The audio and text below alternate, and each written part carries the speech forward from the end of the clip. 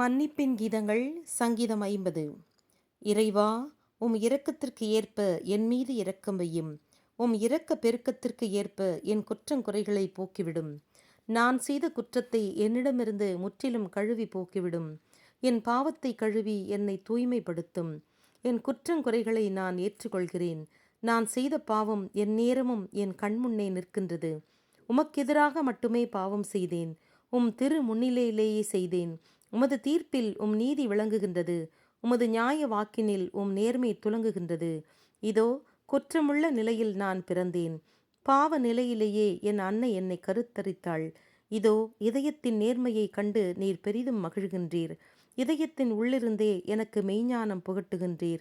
ஈசோ புல்லால் என்மேல் தெளித்தருளும். நான் தூய்மையாவேன். நீர் என்னை கழுவியருளும். வெண்பணியிலும் வெண்மையாவேன். அகமகிழ்வும் மக்களிப்பும் என் செவியில் விழச் செய்யும்.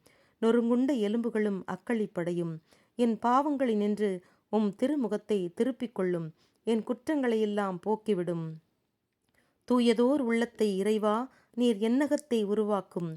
உறுதி தரும் ஆவியை என்னுள் மலரச் செய்யும். உம் திருமுன்னிருந்து என்னை தள்ளிவிடாதேயும்.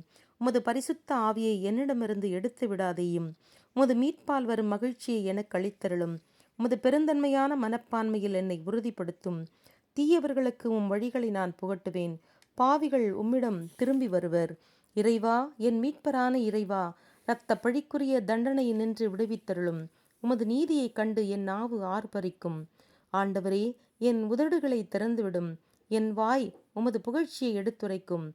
ஏனெனில் பலிகளில் நீர் இன்பம் கொள்வதில்லை. தகன பலி கொடுத்தாலும் அதை நீர் ஏற்பதில்லை.